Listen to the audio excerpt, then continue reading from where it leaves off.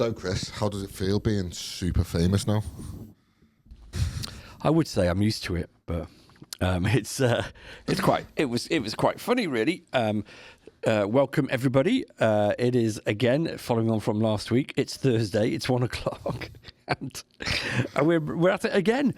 You can't get rid of us, and for whatever reason, don't know what we did last week, but it's just gone off the charts, isn't it? Yeah.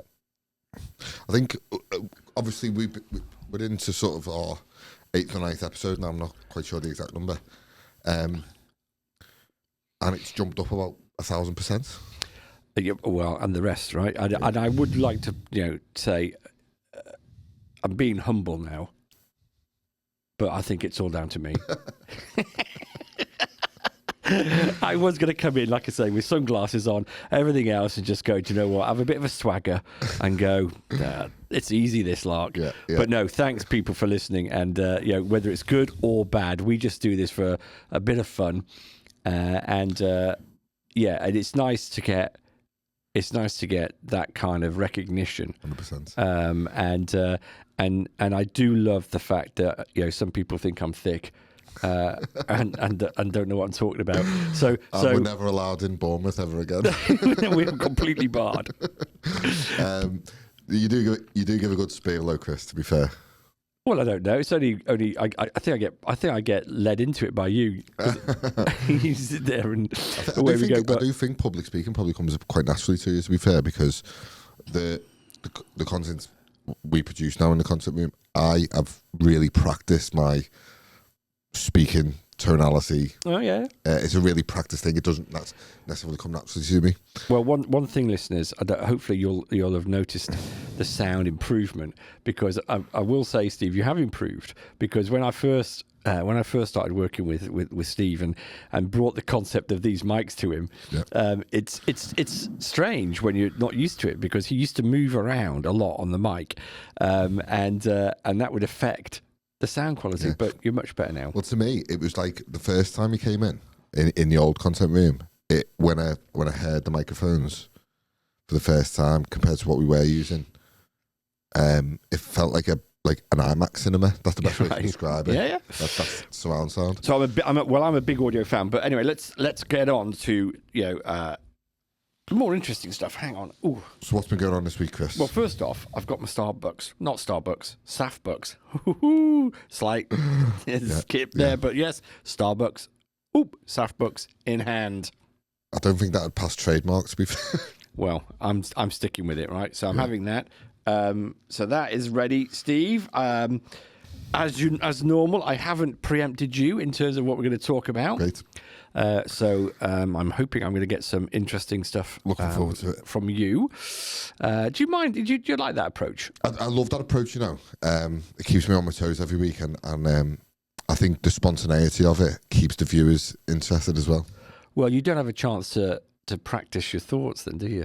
It just comes out. Literally, that's the plan. But I'm going to start off, actually, Steve, by saying that on my way over this morning, I woke up this morning and I was getting ready to come on over, got in the car and put the radio on, and I thought to myself, whilst I was sleeping, have North Korea come in and sort of taken over the UK? And are we now living in a communist state? And I had to double check, right? Because everybody was ringing in on this radio show, because today apparently is the deadline for the councils in England to say whether or not they want to postpone the local elections that are due to happen in May. And apparently, of the 60-something, over 20 have said yes. Can we postpone the elections? So everybody was ringing in saying, I thought we had a democracy, and this, that, and the other, and now you're taking away our votes, and this, that, and the other, and this is like a dictatorship. And I'm thinking, oh my God, where am I today? I had to check. Because they're just scared Labour are going to get booted out. Well, so part of me is thinking that because the majority of these 20 odd councils are Labour-run councils, but there are some Tories. in there as well. But yeah, I mean, you've got to sit there and ask, why are they doing it? Now, the cynical part of me would say it's because Labour are running scared, because in the UK, everybody, for those that are outside, they're on the. It's like the Labour Party. It's like a Rocky movie. Where he's getting punched left, right, and centre. His eyes are cut. He's been down eight times. He's on the ropes, but he's still, still trying to fight on. I'm not quite sure I can see him getting through it and doing a sort of Rocky, whoa, get in there. But that's how it is at the moment. 100%. And it was quite funny because I was also thinking yesterday after watching, because we have this thing in the UK every Wednesday afternoon. They call it PMQs, which is Prime Minister's questions, but he never answers a question, right? But one thing that, and they just seem to be going from disaster to disaster. And the big thing that came out yesterday was another U-turn. And I won't bore you with the details, because if you're not into UK politics, then you're going to sit there and think, oh, this is quite boring. But this government, who've been in power for 18 months, have done 13 U-turns. Wow. So you're getting to the point now where you just don't believe what he says. No. You don't believe what the Prime Minister says. How long can that go on for before there starts to be in rebellion and starts to be backlash to him? Well, I mean, it's embarrassing because, if you are a Labour minister, you're sitting there and you're going out to your constituents and you're defending the decisions that come out of Starmer's mouth, only to then 3 months later go, you've changed your mind now. Really sorry. But he's making them look stupid. Yeah. Right? So he's making them look stupid. And it got me thinking again about, because my love for music. And so I thought to myself, in the UK, they like to have these, they do it in America as well, where they have, they'll pick a song, and it'll have a meaning. And so, when Blair came in '97, it was "Things Can Only Get Better," right? Do you remember that? Yeah. And that's what they used to. That was their mantra: "Things can only get better," blah blah blah, because of all the Tories. And now I'm kind of sitting here thinking, I wonder what it would be now. And I came up with, dead or alive, you spin me right round. So I just thought the Labour Party's new song could be "You Spin Me Right Round, Baby, Right Round," because he's covered. The guy must be so dizzy with all the U-turns that he's doing. That yeah. And on that note, I was a little bit. How does he defend that? How does a Starmer come out and actually defend 13 U-turns in 18 months? Well, because, and I get it. Some people will argue and say, well, better to make the right decision or come to the right decision than stick to a bad one. And I get that, right? So I'm not adverse to people changing their minds. But when you're changing your mind so often, you kind of then question the ability for you to make any decision, if you know what I mean. But he won the election based on manifesto pledges that he's now U-turned on. Yeah, and I think that's why the country's in the mess that it is, because everyone just thought, do you know what, it's the same as the old stuff. I thought I was a bit disappointed because I remember back in COVID when Starmer became leader, he skewered, and I mean skewered, Boris Johnson in PMQs. Oh God, yeah. And I thought, this guy's on it. I did. This guy's all over it, and he just turned out to be a bit of a flip-flopper, really. It's worse. Yeah. Absolutely worse. How could you be worse than that, though? I don't know. Well, for how bad it was, you'd think it couldn't get worse. I didn't know. We didn't think it could get worse, and I really did think that maybe this guy could be a bit more sensible. But honestly, it's just a shambles. But not only about that. So sticking on this kind of music and political tie-in. Have you seen the latest TikTok phrase? Go on. So on my feeds, and I don't know how it's turning. Every other freaking post on TikTok at the moment is people miming to a verse from Supertramp's Logical song. Have you seen it? Yeah. What would you say? They'd be calling you radical, whatever it might be. And I'm thinking, why? And then it turns out that they're turning that into a political statement about life in America and the ICE people, right? So they're basically trying to sit there now, and all these people, all these, from what I can assume, right, leftish type people, Yeah, I get it. are sitting there going, oh, do you know what? Mime to this song. Let's make it political because you know what? They're turning us into radicals. They're going to make us criminals. And I sit there and I think, please, not that song. I love that. That was my boyhood favorite song, right? Funny enough, when I was in boarding school, which is why the guy that wrote that song was about his experiences in boarding school, right? And how they kind of change you and take away your innocence, right, from when you're a child and turn you into, you know, something that society wants. Hence they'll be calling you radical and everything if you don't do all that kind of stuff. But now these people, these lefty type people, have taken it and are now using it as a kind of protest, you know, against, I assume, Trump or the ICE or whatever it might be. So yeah, that's quite interesting. So yeah, music and politics. I didn't realise how close they are. Well, other than the parties back in COVID that they had, what was it, the conservative COVID parties. I can't imagine them to be big music goers. Well, it does tickle me. It's like, what football team do you support? You know, and they'll come out. And I remember David Cameron going, Aston Villa. I support Aston Villa. When did you last go and see Aston Villa then? Who's the manager? So, what's your favourite song? And they'll have this thing. What's your favourite song? I like whatever it might be from. and you know they never listen to that. Yeah. You know Eminem. Slim Shady by Eminem. Back in the day, there's Blair, and you're like, Blair, you do not listen to Eminem. But they do it because they think it's, you know what, I'm down with the kids, all that kind of stuff. Yeah, but really just gang of dorks who kind of, I mean, do you remember Theresa May? Playing in the fields of wheat. Oh my God, yeah. So yeah, I did, like I say, wake up this morning thinking that we had been taken over, or I'd landed in some kind of communist, country where no longer can vote. Yeah. And on top of that, we've got digital ID. We've got making touch digital. We've got and you know what? We are going to be in a controlled. On what planet is the digital ID? Like, people, on what planet do government think that people are going to accept having a digital ID? There was one thing that I seen that. Well, hang on. Whoa. I think digital ID is per se is not an issue. It's the whole mandatory side of things where they were going to force it on you because we've already got digital IDs. Yeah.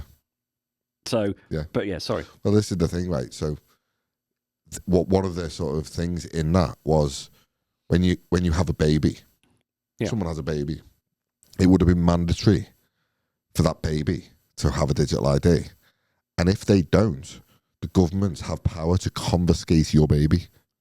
I thought you were going to go on to say about work then, because the whole mantra was you've got to have a digital ID to start working, and you're talking about giving babies a digital ID. God. What, they're going to start minimum age? If you don't register your baby with a digital ID, they have the right to heavily fine you or confiscate the baby. Confiscate the baby. Where are they going to put it? It's like a kennel. Yeah, you're gonna have and if you don't come back and claim it within 6 months, then anybody can have it. Yeah. Like a porn shop. It's unbelievable. It's unbelievable. Well, so you bring up another thing now, which I'm going to raise, which I guess could be my today's big question. And following on from last week, I get a lot from listening to the radio, maybe it tells you the type of radio stations I listen to. But whereas I mentioned last week about the beach huts down in Bournemouth, in a I don't know if it was on the same show or the next day, they were talking about the cost of living, and we've mentioned this in the past, and we've said how it's expensive to do this, that, and the other, and so they were basically talking about childcare. Now look, I'm past childcare now, right? So I could be misquoted here, as in I don't have all the facts. However, you've just had 2 young boys, so I'm looking for some validation from you here. But what shocked me on this call was a woman rang up. she sounded in her early 30s, late 20s, early 30s, let's say. And she rang up to say that the cost of living is just, it's just ridiculous. Childcare is ridiculous. She and her husband between them, so she earned over £100,000 and he earned over £100,000, right? She wouldn't say exactly, but it was around about between 200 and 250,000 as a family income. Just two of them. And they've had one baby. And she came on the radio to say, I can't have any more babies because we can't even afford this one because of childcare costs. And I sat there and I thought, say that again. You're earning over £200,000 and you can't afford childcare. Yeah. Where are they sending this child, right? As Buck Palace all of a sudden started taking in children, and charging sort of like £1,000 a minute, and so they were talking to her about it, and she said, we are renting. It's cheaper for us to rent an apartment for my mother-in-law to come over and look after our baby while we're working than put him into childcare. Yeah. And I just sat there and thought, well, I'm sorry, that can't be right, but it did get me thinking and looking into things. And so I kind of sat there and thought, well, okay, so what would a childcare place cost, right? And again, people, it's a complicated area and I'm not going to get the figures right. So I'm going to make it very generic and simplify it. So please don't have a go at me for going, you don't know what you're talking about, right? I know there are different rates based on what age they are and this, that and the other and how many children per adult, this, that and the other. So, but for my very simple mind, because that's all I am, I'm quite a simple character. I thought to myself, I'm going to just work out in my head very quickly while I'm having a shower what a 5-person nursery would cost to run, right? Try and work out, Chris, in your head, very simply, the bare basics. And I base that on the fact that you can only have 4 kids to 1 adult, right? Now, I know that varies, depending if they're between 0 and 1 and 2 to 4, the ratio changes. So I get that, everybody, right? That you have to have more or less depending on their age. So I'm just, to try and make it simple, I'm basing it on 4 children per worker. Yep. 5 workers. So then I thought, right, what's the actual minimum? £12.60 an hour is the minimum wage in the UK. So if you've got 5 members of staff, I'm going to put them all on the basic minimum wage, right? So there's no, and again, that would be different because you'd have a manager and everything else. But let's just base it on that. And let's work it on a 10-hour day because of the, opens at 7, maybe closes at, 6 o'clock or whatever. I don't know. But let's work on 10 hours. And I know people can't work 10 hours a day. So, it might be 2 shifts. It might, you might have 2 people doing it, but let's just base it on a 10-hour per person. So your basic maths there is that's what, £126 a day, just for your staff costs. Yeah. Per person, right? So you multiply that, that's £600 for staff costs a day. Multiply that by 5, right? You're up to £3,000, just over. £3,000, right? Just to pay 5 members of staff minimum wage. Put on top of that the cost of the property. You might be renting it. Yep. Your bills, because you've got to keep it nice and warm. There might be some food.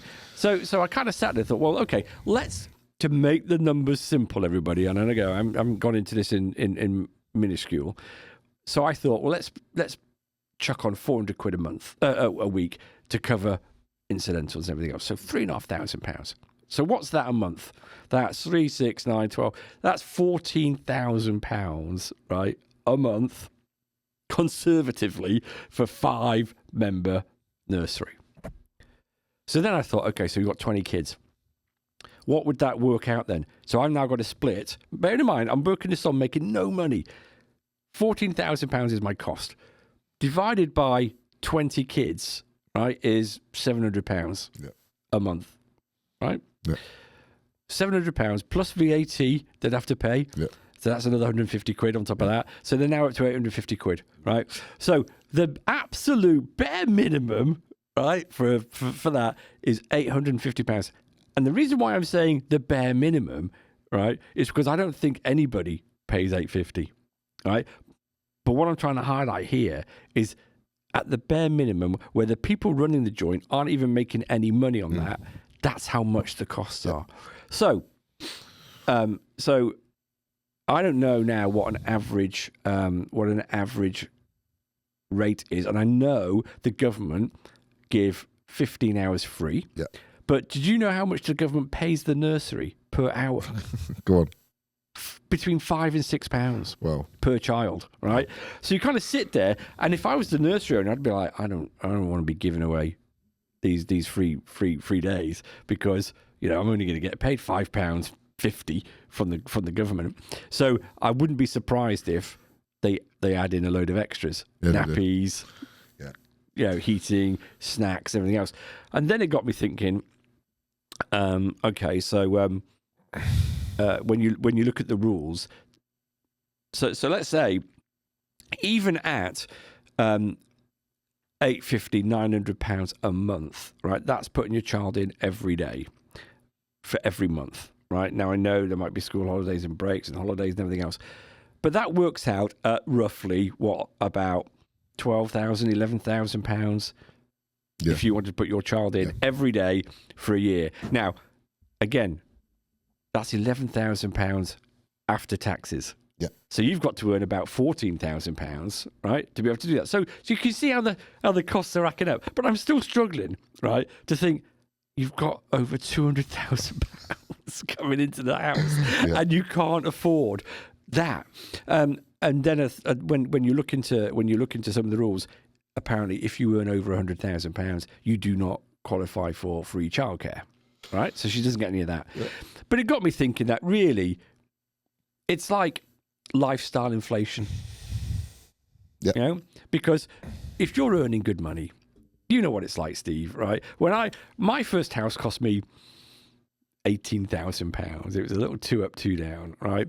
I bought that when I was 19. If I'd have still stayed there, I'd have had the mortgage paid years ago, and I'd have had loads of disposable income. But we don't, because as we earn more, we think we can go up more. We want to push ourselves. So when you're earning £200,000 a year, and again, this lady isn't here to defend herself, so I'm making massive assumptions, right? But if she's saying she can't afford that, I would say it's your lifestyle that needs to change, right? So don't have 6 holidays to Dubai. Don't have 2 Range Rovers. Don't have a mortgage of hundreds and hundreds of thousands, living where you're living, change. And people might comment on this now and say, well, what do you mean just change? But you've got to make a lifestyle choice. You can't just sit there and go, well, I want to maintain the same lifestyle, and I've got a little person that's dependent on me. Yeah. What? Yeah. How am I going to do that? So I've got to go back to my boss and say, I need more money because I've chosen to have a child and I can't afford it, and I'm on £200,000 a year. What are you going to do to fix it? Change your lifestyle. I'm sorry. I'm sick and tired of listening to these people saying they can't afford it when they're earning that ridiculous amount of money. Think about the poor people that can't afford a freaking can of beans. I know. So now I'm going to ask you, Steve, because you are the voice of reality. So I might sit here and make it all up. Well, we got the 3 hours. But what are you paying, if you don't mind me asking? We got the 3 hours. So we were entitled to X amount of 3 hours. Is that 15 or 30 hours? I think it was 20. I think it was 20 hours. A week or month? I think it was 30 hours, but it's gone down now. A week. But when is that 30 hours a week? Because that's like 2 days, 3 days. Potentially, yeah. I think that's what it is. Oh, sorry, yeah. It was 2.5 days, so 20 hours. Yeah. Free. Oh, okay. Yeah. So, when it went, so we started getting free childcare. Yeah. Because we was in for 2.5 days. And what the nursery done, because they couldn't justify it, they started charging us £25 a day just to cover food costs and obviously electric. Because how much does he eat? Because obviously that subsidy from the government wasn't enough to bridge the gap. Not if they're getting £5.50. Exactly. So that was bridged. So yeah, you do get the free childcare. Wink, wink. But but we ended up paying £100 a month. But now we pay. Obviously, we claim the free stuff, but then above that, it's £74 a day. Whoa. Yeah. So that covers obviously, his breakfast, dinner, all that kind of stuff. Right, so hang on. Let's do this very simple maths again. So I ran the maths on it. Yeah. I figured out that what we pay for 2 days, we don't do the 2.5 days now, we just do two days. What we pay covers the basic salary, the basic minimum wage salary of one staff while he's there. Wow. That's it. So for that 16 hours a day, let's say, 16 hours a week that he's there, say 8 hours a day, it would cover the basic minimum wage salary of one staff for them 2 days. God. Well, and so hang on. There or thereabouts. But you mentioned that it's £75 roughly. Yeah. So, call it 150 quid over 2 days. So £75 a day to put a child in your nursery, which is up on the Wirral in the northwest of the UK, right? Yeah. So even if you work out like that, right, and let's say you need to put him in there full time, right? Well, we pay. Well, what we would pay, if we didn't have the 3 hours, would be the equivalent. Well, it's more than what our mortgage is. Well, I was going to say, so let's do again simple maths. There's 20 working days in a month, right? So 20 times 75, if my maths is correct, £1,500 is £1,500. That equates again to £18,000 a year. Yeah, crazy. £18,000. Now you can see why. Do you want to start a childcare? I think I will. Company. 18,000. Now, so I did a little bit of research, and there are companies out there that do like a franchise. So you can set up a franchise, and I just very quickly looked into one. So again, apologies everybody listening if I get the detail wrong, but in general, this one particular company was recommending a starting package of £100,000 investment. Wow. And they'll help you get up and set up a nursery for 36 children. Yeah. Wow. Right? And so you can see there the multiples. That 100,000 was just to get them up and running. Wow. Unreal. And then you've got to make that money back. So you can, I guess now, and maybe I don't appreciate this, just how expensive it is. It's tough for people. It's really tough for people. And I was going to say, so if you exceed that 20 hours and then the fees start kicking in, it quickly adds up. Oh God, yeah. And so I can understand why people are saying. I think the average is about £600 a month people pay. Really? But that's not full time. Over 5 days, but obviously you get your 20 hours free, so it roughly equates to. I think the average is that kids are in is about £500 to £600 a month that parents pay. Now that's a lot of money if you got 2 adults in the house that have to go to work. Oh, exactly. And so I appreciate that people are saying, it's tough and everything's so expensive. But it did make me think, God, is it getting to that point where £200,000 income, you can't afford more than one child? And so, there is the argument, and people comment on this. There's the argument that says, should your lifestyle change?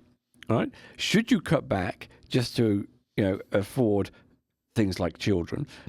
Or should you maybe take a selfish approach that says, hey, if I've got 2 Range Rovers on the drive, I take 6 holidays a year to Dubai, and I then have a child, why can't I carry on that lifestyle? Yeah.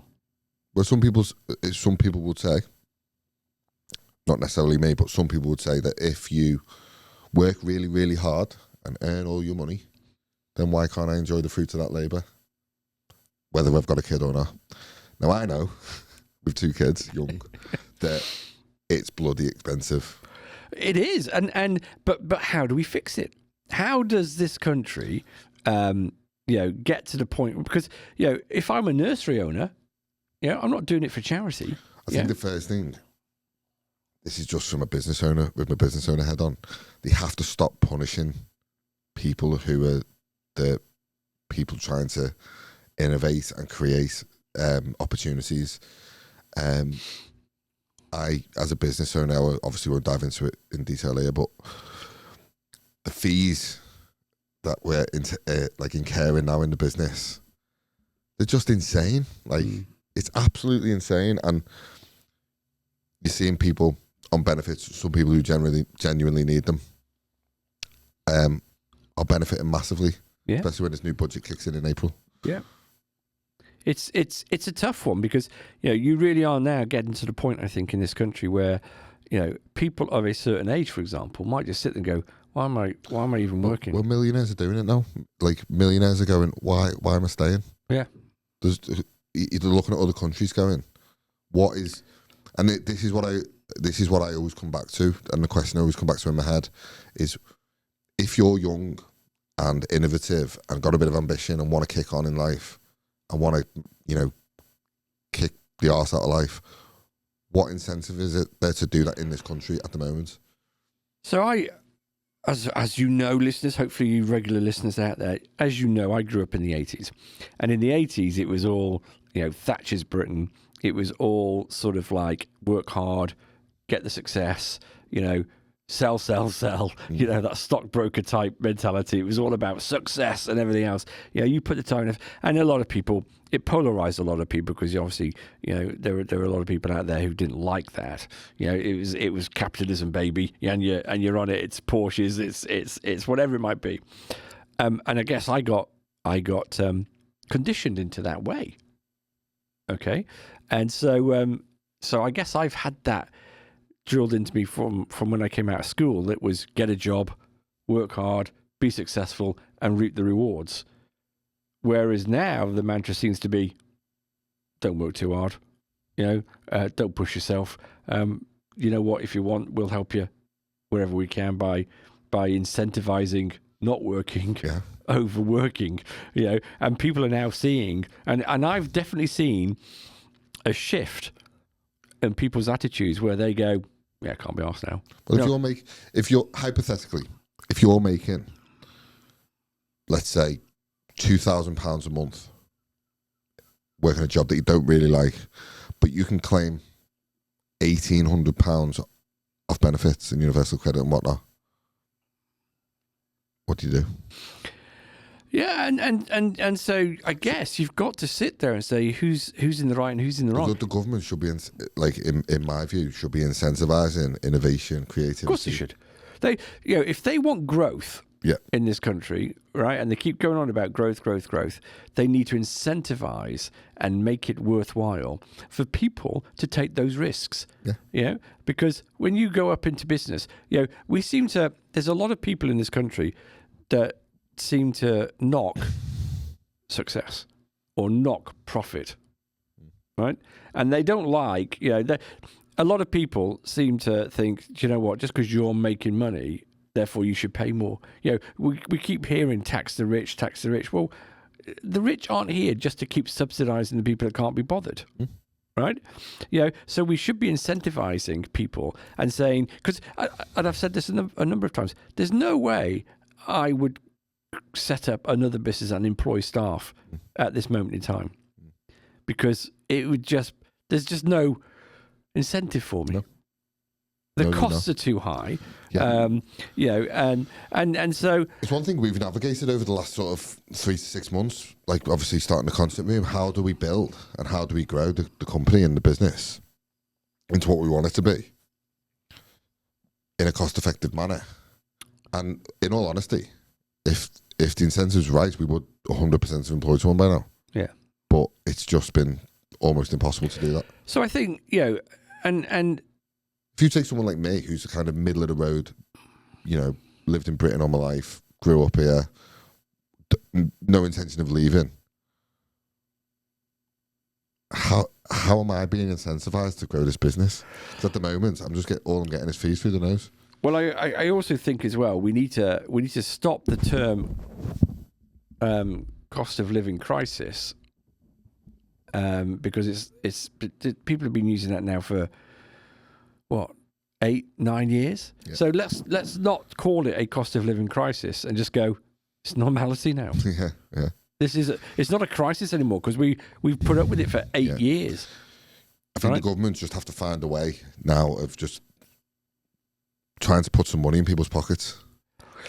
Well, I saw a statement today, and again, everybody.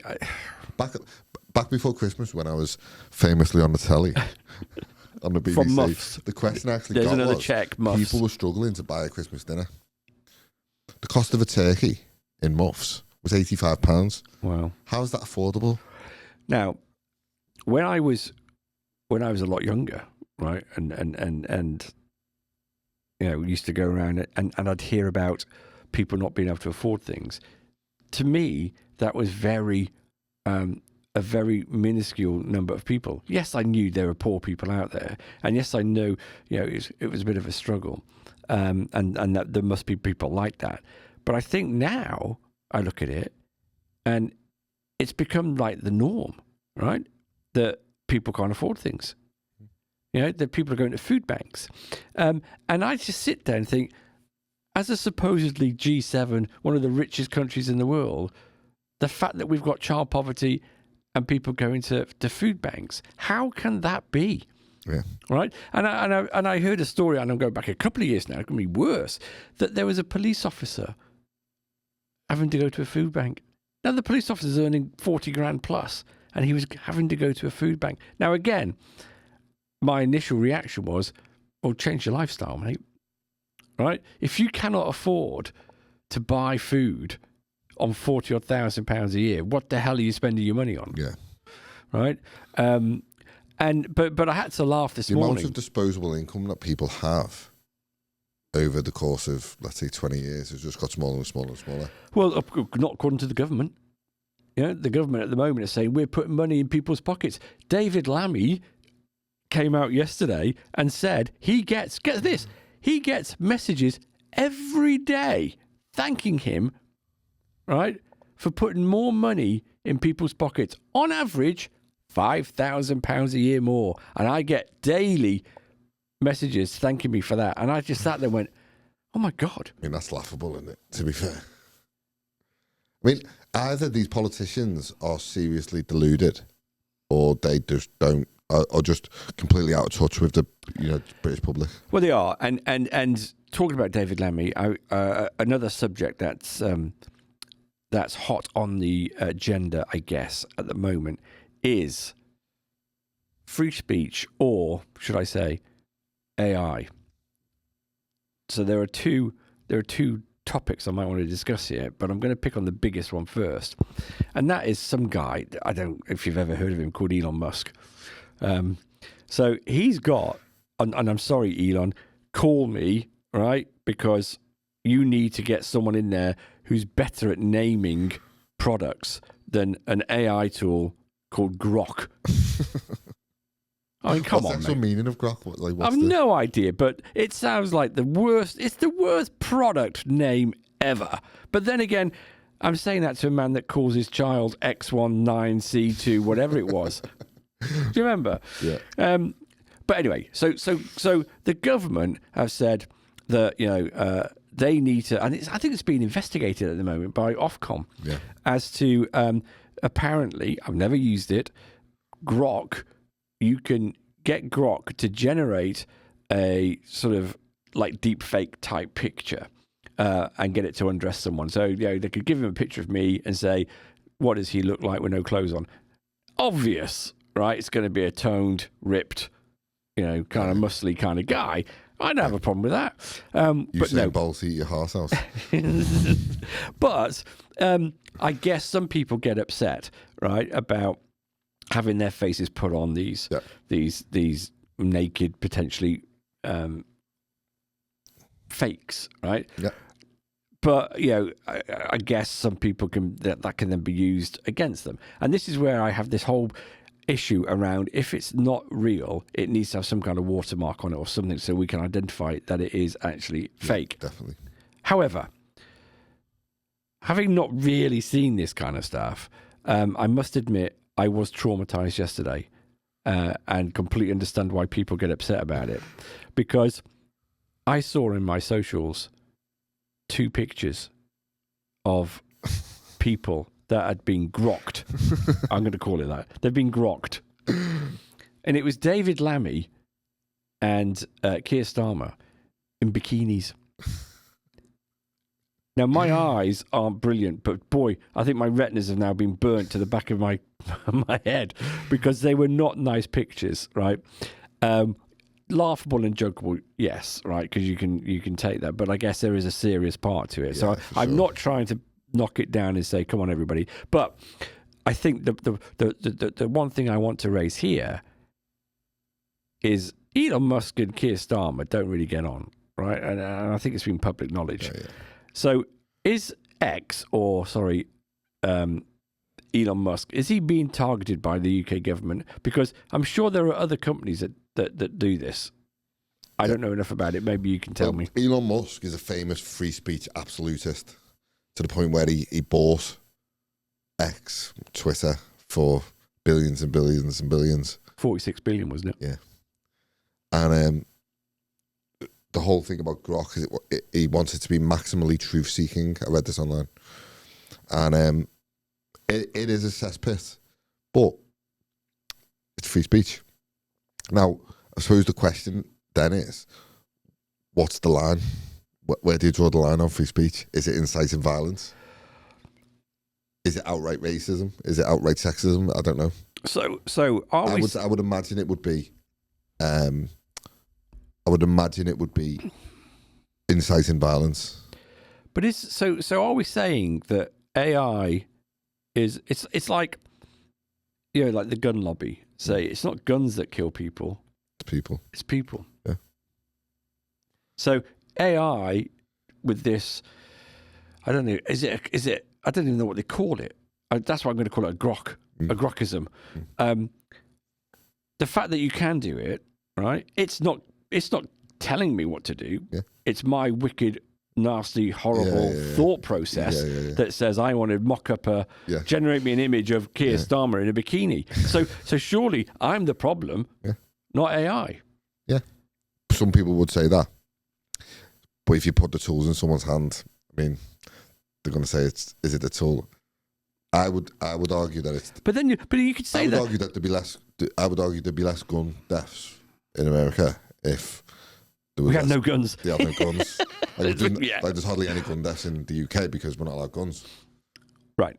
But you could apply that to everything. You could say, well, in which case, let's not have cars. And let's not have. Well, that's the argument, isn't it? It's like saying, well, you know, thousands of people get killed in motor accidents every year, whatever the stat is. So should we ban cars?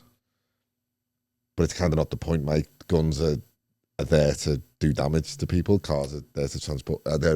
It's a bit of a grey area, really. I think, but I think it's one of them where, with X and Grok, the exact same images come out of all the AI tools. So this is where they go. So I think they are deliberately targeting Elon Musk for free speech, because in this country, people get arrested for social media posts now. Yeah. And this is why we've got to be quite careful on the podcast of some of the topics that we talk about. Really. Can I just do a disclaimer, everybody who's listening, and especially government and special forces? I am being made to make this podcast, and the words are not my thoughts; they're Steve's. And we're filming this in Antarctica.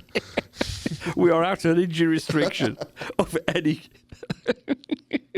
So we are completely clean. You can't do us for anything. Honestly, where are we recording this? Some secret South bunker, a secret bunker somewhere. But no, I think you know it's an interesting take, because you can't punish one thing without punishing all the things. Well, this is where, again, going back to what I mentioned at the start, you know, about councils being elections being cancelled, everything else, you know, because if you start banning things like that, do we become a dictatorial state? Yeah, and I think, you know, the way it's going and the sort of general opinion in the country at the moment is history won't be too kind to Starmer. Oh, crikey, no. I don't think so. No, because it's one of them since he's came in, the record number of arrests for social media posts. There was one woman, I don't know if you saw this in the news, who she put a post on social media, and it was, again, I might be wrong in this, I'm paraphrasing a little bit. It was something like she was criticising the school for teaching like a certain topic, and she was in the bath one day, as he posted it on social media. She was in the bath one night. 11 male armed policemen came into a house and arrested her. How is that a reality in this country? To criticise a subject matter that may or may not have been being taught. Now, Mate, hey, hang you on, can have your opinion, like, you know, should weird, controversial sexual topics be being taught to kids in primary schools? Absolutely not, in my opinion. But you shouldn't be. But you shouldn't. And if I put a post on social media criticising that because it's part of the government, whatever, I'm risking being arrested. Yeah, but there are presidents of certain countries that get kidnapped during the night for doing bad things as well. So it's not just that. But, well, okay, so that's really interesting, right? Because I've got a very good friend, and he's been mentioned before on the podcast, but he's quite creative. And I'm going to give him a name check. So, well, I don't know what to call him because he changes his name so often. I'll call him Drew today. Okay. So Drew is using a AI tool to create songs, and he's a very creative writer. So he sends me these songs. He goes, "What do you think to this?" He's using Suno. And I must admit, they're pretty good, these songs, right? And they're not, you know, and I keep saying to him, that's really creative what you're writing. And he goes, well, it's just a reflection on society and this, that, and the other, and blah, blah, blah. And he's got one particular one which I quite like, and I'm going to call it. This isn't the name of the song, but yeah, I call it Pussy Pick, right? Because it mentions, you know, basically, you know, it's about a girl who's talking about guys asking her for, you know, just send me a picture and blah blah blah of this, that, and the other, and I guess it's a reflection on social pressures at the moment. But when I'm listening to it, I'm kind of going, oh yeah, it's a good sound. It's like when I listen to any song. The majority of the time, the reason why I listen to a song, yes, I get the words, and yes, I do analyze the words in my head, right? But the majority of the time, I'm listening to music to put me in a certain mood. And so he was telling me the other day that he played this to someone he knows who's a head teacher. And they went, oh, that's an interesting social reflection and blah, blah, blah. I'm not sure I want children to hear that. And I just sat there, you see, and I just thought, isn't it funny how no matter what we do these days, it can be overanalyzed? Yeah. Yeah? So you might make a comment on social media about something, which might be a completely innocent comment, but someone might take it the wrong way. Yeah. So it goes back to the question, doesn't it? Like, where does free speech end and hate speech begin? Is that someone's opinion? Yeah. Yeah. So you know what you might deem as just an innocent banter or whatever it might be, and I've always kind of said, for me, the line is inciting violence. Yeah, same. If I'm going there inciting people to go out onto the streets, take their guns, take their whatever weapons, and kill all whatever it might be, then yes. Yeah. You know, and I'm careful what to say there in case someone for sure sampled what I just said. Yeah. That was literally just, you know, if I'm going to say that kind of thing, then I should be locked up. Yeah. It is scary though, isn't it? That someone could like sample our voice or sample our, take a video offline like us and kind of recreate it into something that is a deep fake. It is. It is scary. And so, but where do we get to? I mean, it's you know, I keep thinking about, there was a film in the early 2000s called Judge Dredd. Yeah. Did you see that? Yeah. With, I say Rocky, what's his name? Yeah, Sylvester Stallone, was it? Yeah. And literally that was, you know, if you said a swear word, this machine would go, that's a fine, whatever it might be, you know. Yeah. Are we going to get to that point? Maybe. I mean, I've got to say, like, I am generally quite positive about AI in the future. I think, there'll be a massive adjustments to human life, the way it's going. Because you can't go on the internet now without bumping into an AI tool. Well, no, but this is another part of the topic I want to talk about, because I think AI is dumbing us down. Yeah. Right? Because, there's a part of me, right, when I use an AI tool, I find it very, very useful to use some AI tools. Saves me a lot of time.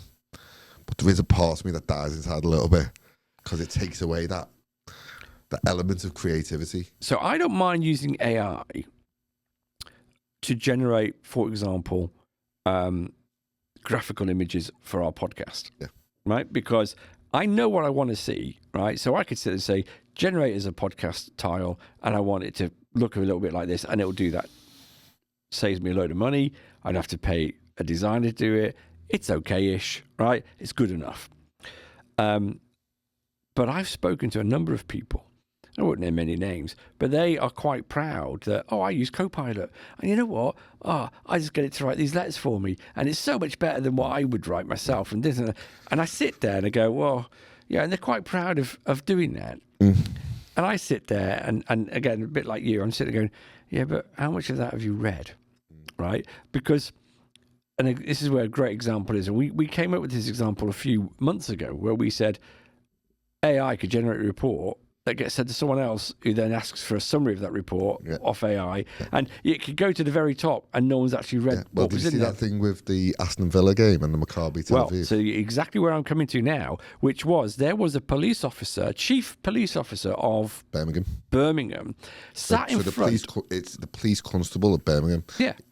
And he basically gave a report to central government around the safety of Aston Villa fans because they were playing Maccabi Tel Aviv. Yeah. And there was going to be potential violence from the Maccabi Tel Aviv fans. And to back up his report claim that he generated was AI generated, and the claims about Maccabi Tel Aviv fans were false to the point where the AI said they played a game which didn't take place. Against West Ham. Yeah. And he put that in the report, and he was quizzed, right? Do they use AI? And he said in front of a parliamentary committee, we do not use it. And I thought it was quite funny. He says, we do not use the AI, right? How old does he sound? We do not use the AI. But he sat there in front of them and said, we do not use AI. And then he's come back after they went, Maccabi never played West Ham. Where have you got these stats from? And he had to admit that, they used Copilot to generate the report. So he's now been caught out, right? And he's still trying to dig his heels in. He's refusing to resign, but I think he'll be gone by the end of the day. You reckon? Yeah, I reckon so. So by the time this goes out, if he is still in, obviously leave a comment and shut me down.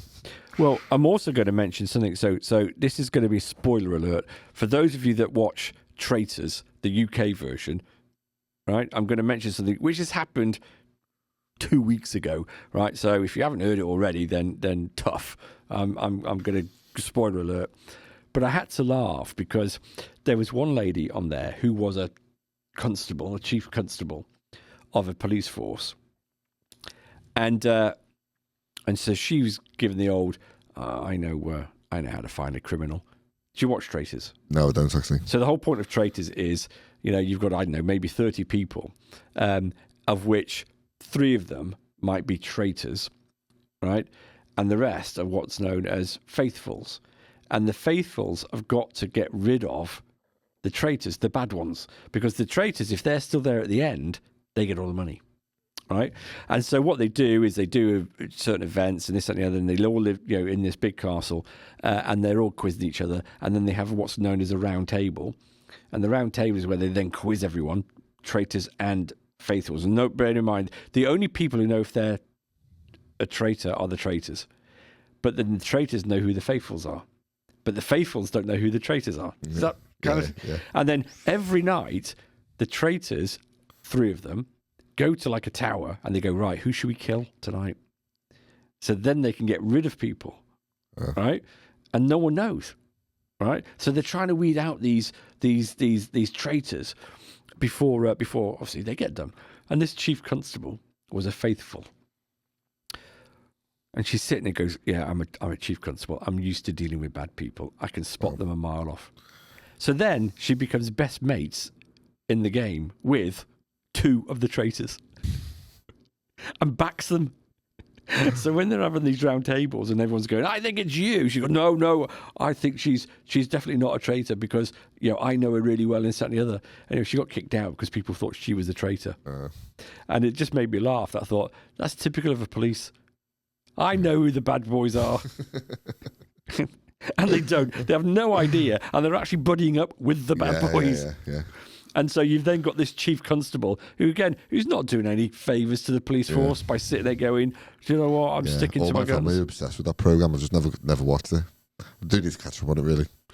I mean, I have to credit my other half for this because I wasn't really into it, and she said, "No, we've got to watch it," and now I'm hooked. And it was good last night. I'm not going to disclose what happened last night because it is quite good. But yeah, watch it because it's a good series. But it just made me laugh that again, the police. Not all police. If there's any Traitors fans out there, leave your comments below because we'd love your input and we'll put that in next week. I'm pro traitors. Yeah. The only thing I don't like about traitors, should I be putting out there what I like and what I don't like? Yeah. Well, what I don't like about traitors, sorry, Claudia, is Claudia Winkleman, and it's not because of her personality else. I think it's just that haircut, that fringe. Right? Yeah. It's like she's almost completely blind, Claudia Winkleman. That's what I mean. You can't see her eyes or anything. Yeah. It's a Claudia. Well, it's the squinty eyes. She tries to cover the squinty eyes up because she's actually genuinely blind.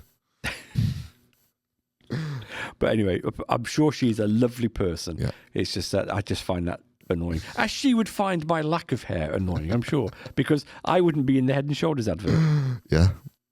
And that's the other thing. She's awful in that. Have you seen that advert? Yeah, I have actually, yeah. Talking goat. It's just like so wooden.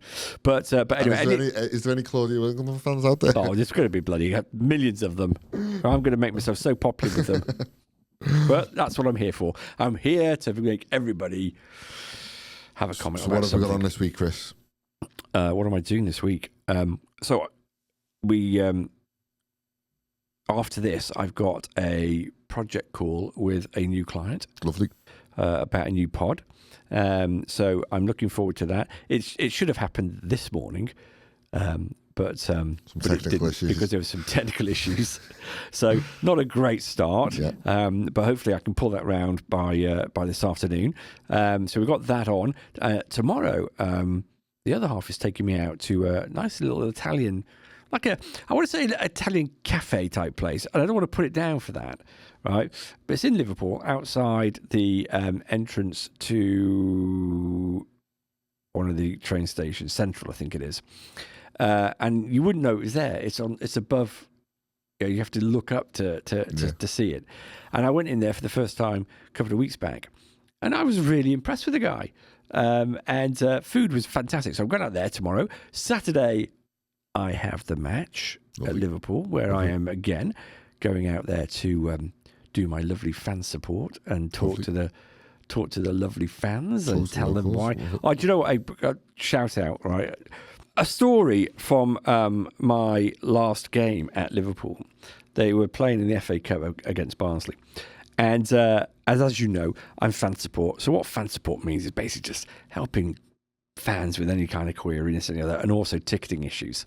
So while they're queuing up, if they can't get through the turnstiles, the guys refer them to me, right? And I have a little PDA, and I can check their tickets, and I can see whether or not they're genuine or not.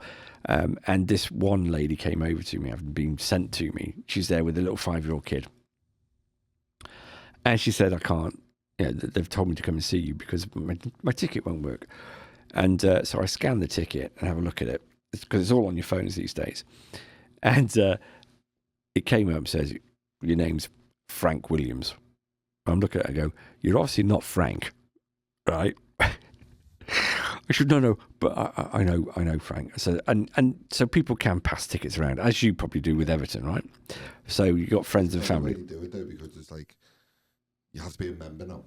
So I used to be able to just transfer the ticket to my dad. Let's say, can't do that anymore because you're not a member. Right. It hasn't got a membership number. Okay. So when you had the physical card, you could just give it to them. So this lady had these tickets on her phone. Obviously, so number one is I'm meant to verify it to make sure that is it a genuine ticket, right? And is it just a glitch in the system? So first off, you sit there and go, okay, so I can't verify that you're Frank, right? And I don't want to misgender anybody, but she was a genuine woman, right?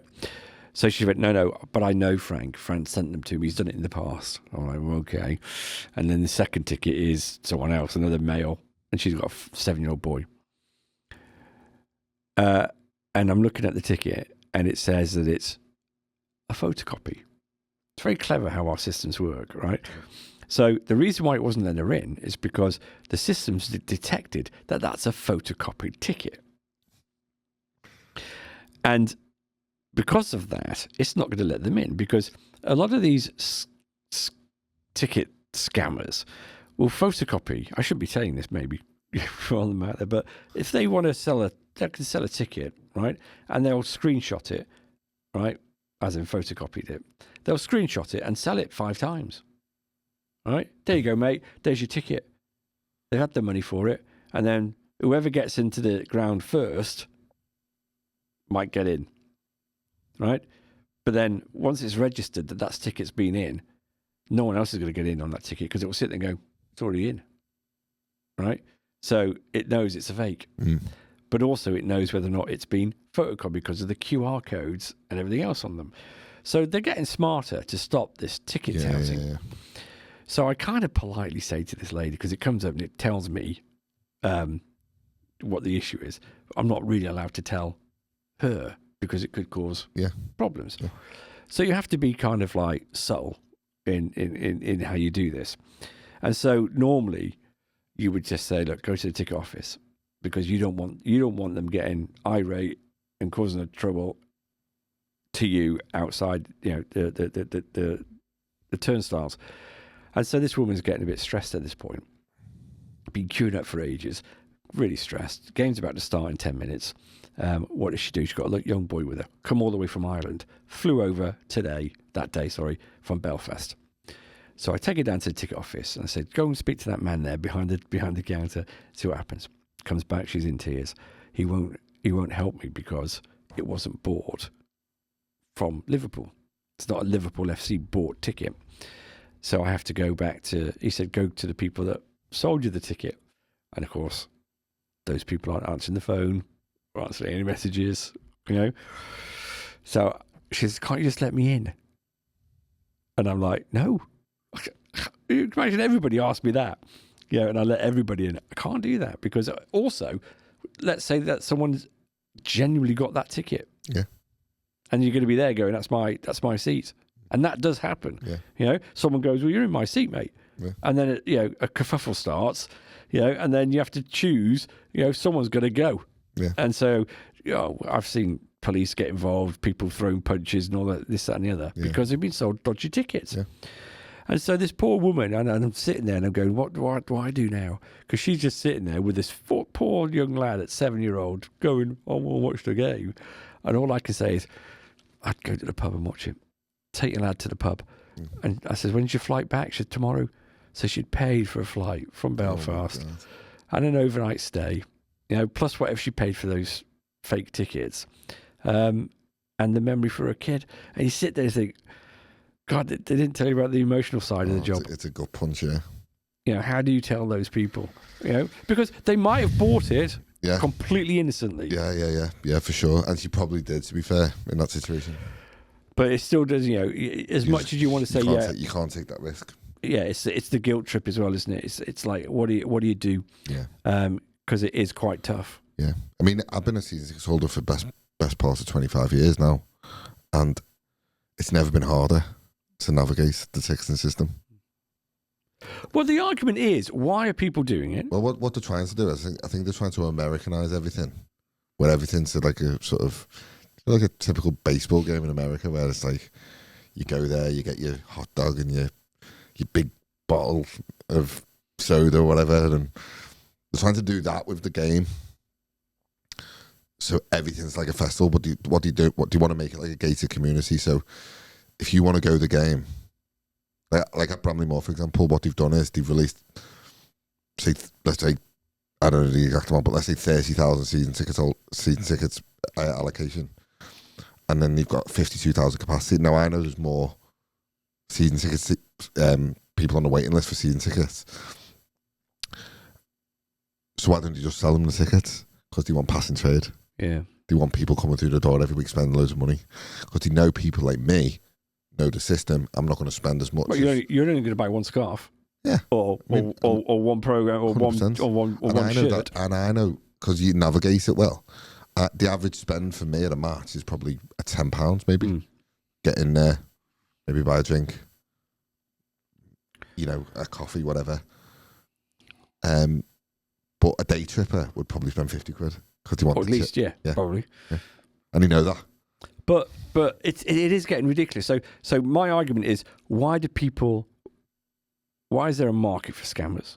Well, there's a market for scammers because it's expensive to get a ticket, right? So if someone thinks, I'm saving myself 20 quid on a ticket, I'll do that, right? And then they get told, sorry, your ticket's invalid, whatever it might be. So I understand it from the club's perspective, why they want to eliminate it, because they don't want people selling those tickets. But if the prices were more reasonable, maybe they wouldn't do it. I think the problem the club ends up with, and unintentionally, is they end up with empty seats. Now, that probably more. It's 52,000. There's loads of empty seats, but them seats could be sold to people on the waiting list. Well, so get this. So I read, 2 days ago, I think it was. I don't know if you saw this. There's a hotel in Blackpool that overlooks Blackpool FC. Right? And so these two lads thought, do you know what? We'll pay for a ticket for the game. We'll just buy the room that blatantly advertises with a view to the football pitch. It clearly states it. So rather than a sea view, you get a football pitch view. So these two lads went, oh, we'll have some of that. What we'll do is we'll go down and we can sit in the comfort of the room of the hotel and watch the game from there. Be a bit like a VIP thing. And then probably have a little, prance on down to Blackpool. Whatever. But they could sit there in the comfort. We're not in the cold, in the stands. Sit there, the heating on, getting a few tinnies in. I don't know. But they took a picture, right, of this, and it's, perfect view, right? Until the match starts. And they were told, you have to draw the curtains on match day. You are not allowed. We are instructed by the EPL, the English Premier League, or whatever it might be, or whoever runs football, that you're not allowed to view it because you haven't purchased a ticket. Oh my goodness! And so these lads were like, "What are you talking about?" I mean, so of course, how did they enforce that? Well, I don't know. So that maybe I was thinking, is there a spotter on the other side of the stand who sits there and goes, "Oh, hang on for a second, third floor up, fifth window in, there's someone there with the curtains open. Yeah. You need to go and tell them to shut them." Yeah. Because then I thought to myself, okay, so if you pull the curtains to, are they really going to be sitting there and I could be peeking through the curtains? Oh, yeah. Okay, so I don't have them broadly open, but I could be peeking through it. But it just got me thinking, how ridiculous is that? It's ridiculous. There was that whole thing of like 20's plenty. You pay £20 for a ticket. The club makes a load of money on that seat. But again, they're trying to Americanise it all. And it's a big profit machine now. So do you reckon that Bramley Moor is going to take £90 million extra revenue a year into the club just by being there? 90 million. Wow. So it's a big difference. Right. But the average spend of, a day tripper compared to me is going to be considerably more. So they get that. I get it. It's a business, isn't it? Well, there we go. So we've covered politics, AI, football. Outrageous football prices. who says that we don't talk about interesting things? Yeah. You can't pigeonhole us and saying, well, we are a I don't know, a political podcast or whatever. So yeah, come on down and get your local fix of information as per Steve and Chris. Anyway, anything else, Steve? As always, like, subscribe, leave any comments. We'd love to hear from you. We will always put the feedback into the next podcast. Peace out for this week. Ciao.